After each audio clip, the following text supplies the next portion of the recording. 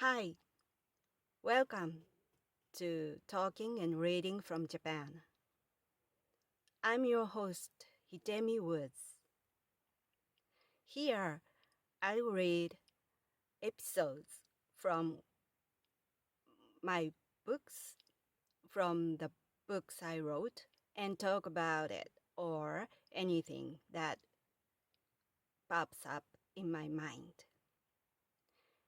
I hope you enjoy with me.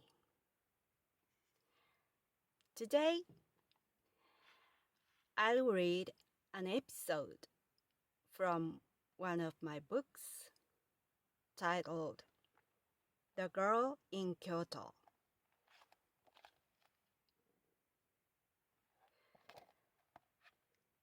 Today's episode is about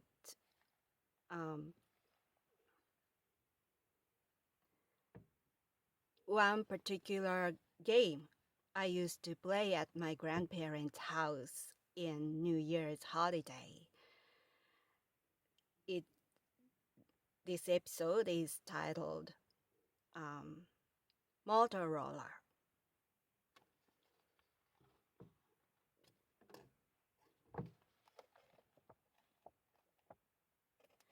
Mortar. I ask you to keep what you're about to read in here to yourself, since it concerns an illegal activity I was once engaged in. Until I was about 16 years old, my parents, my younger sister, and I had visited my grandparents' home every year during the New Year's.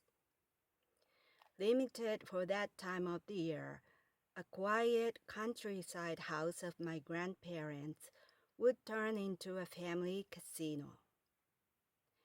It consisted of 3 different areas.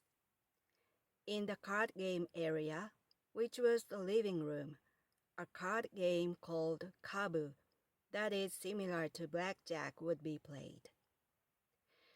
In the coin game area, which was my grandparents' room, would be for a game called Mortar. And the break area, which was the dining room, would be for those who didn't like gambling or who needed food and drink. It would be open for 24 hours, but only the family members could play. The coin game was organized by my grandmother. She set up a huge china mortar for sesame on the tatami floor, and the players would sit around it on the floor. They would take turns and roll a 10-yen coin, which is worth about 10 cents, inside the mortar. The coin rolled along the side of the round mortar, descending gradually toward the bottom. If it landed on other coins at the bottom, the player could get them. Although the game was simple, we would be absorbed in playing, and our heads and eyes were rolling above the mortar with a coin inside. My cousin was good at it with her own devised technique to throw in a coin. I would also win snugly with my fixation on money. Beside the excited circle, my grandfather and my father, who were not interested in gambling, would talk over Japanese tea that my grandfather would make. My grandmother would start fretting after midnight and tell us to be quiet because she had believed that the military policemen could bust in with bayonets. We laughed at her anachronism while seeing her try to mute the motor and still live in the World War II era. She upgraded the motor one year by putting a round piece of cardboard near the bottom. The motor's floor was raised and became wider and flatter, so that it was harder to make the coin lie on top of the other. More coins to take would be left at the bottom, and the game got more exciting. Those were such fond memories, and I can still hear the sound of a rolling coin inside a Mortar during New Year's. Later on, the joyful grandparents' house was burned down by my grandmother's carelessness with a candle. It's gone forever.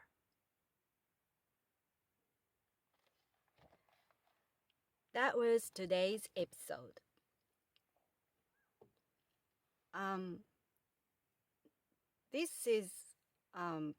This game used to be played at my grandparents' house. Grandparents on my mother's side. And I live in my house. I lived with my grandparents on my father's side. So, and I didn't get along with them so well. So,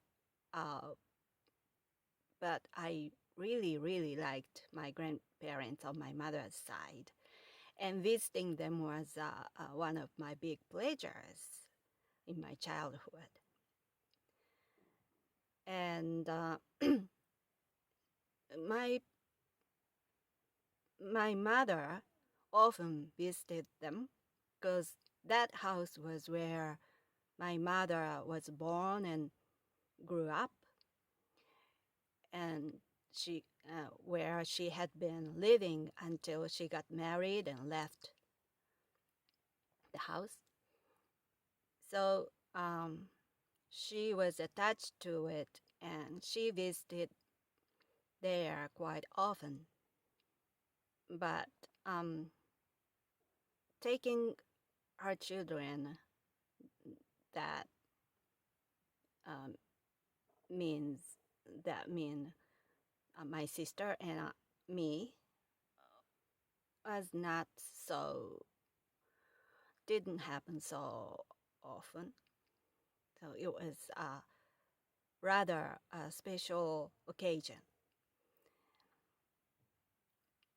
And especially a New Year's visit was a big treat for me, because it was sort of a big home party held at my grandparents' house. And everybody was in a big mood, in a good mood. So I enjoyed being there so much. And it's one of the reasons I enjoyed so immensely there was undoubtedly because of this game. Because was so exciting to see my grandparents' house turn into a casino once a year. And everybody except my grandfather and my father was so excited and hyped, and they enjoyed gambling together so much. And this particular game, Motorola, I wonder how many of you are familiar with this kind of mortar for grinding sesame. It used to be very common kitchenware in Japan in old days. every household has one mortar. And the mortar in my grandparents' house was quite huge. It's about 15 inch diameter. And we roll a 10 yen coin inside it by throwing it in. And so we follow the way the coin is rolling. And if it sits on the other coin, we can get them. And oh, by the way, I just it happens to come to my mind. There's an impression of the expression of Japanese that is grinding sesame. Grinding sesame in Japanese means apple polishing. It's quite a common expression in Japan. So you got one expression of Japanese. You now got it. It's a common expression. Anyway,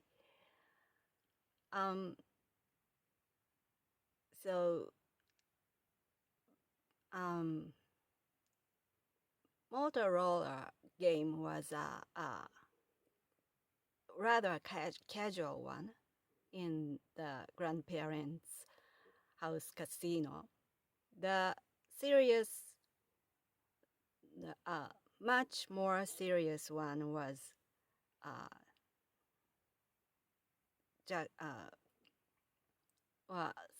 Kabu. There was a card game. But when I was little, the main game was a Motorola. And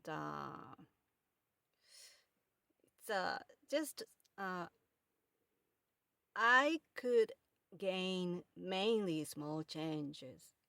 So it's not a big, there's no big winning nor big losing. So it's for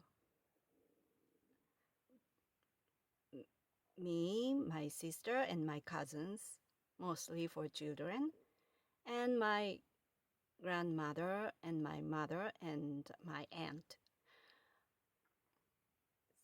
But my grandmother was really absorbed in it. She had her sweat on her brow, and she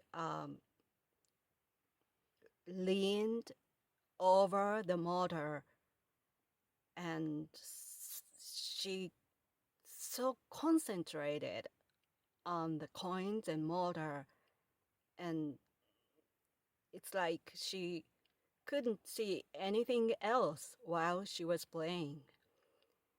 And so it was so funny to me to see her playing like that. And we played it all day long, and because we stayed over that night,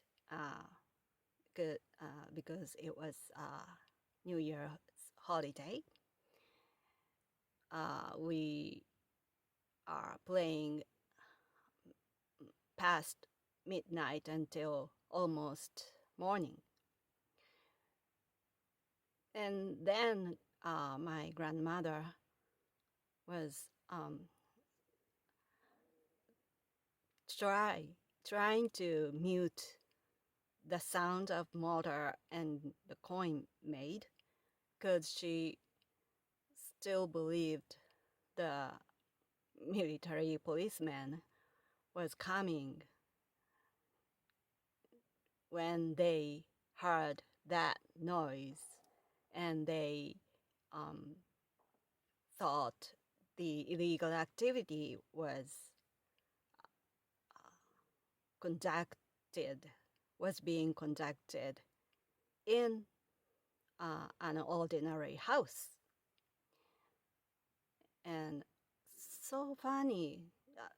In many ways, my grandmother was so funny, because she was seriously afraid of that, afraid of the raid. She seemed to believe that is happening to her anytime. But fortunately, it never been the case until we grew older and stopped playing Motorola. The military policeman she feared had never busted in the house. It was over peacefully when the house was sadly burned down by grandmother's candle at the Buddhist altar. So I loved that game. I loved that particular Mortar, but it was gone with the house forever. It was burnt with the house. But it's interesting that I still hear the sound of the coin rolling down the big mortar every New Year's holiday. That sound comes from somewhere into my ears, and every year I still hear that exciting, memorable sound. Well, that's all for today. Thanks for listening. I'm Hidemi Woods. I hope you come back here soon and join me again. Thanks again. Until next time, take care and be well.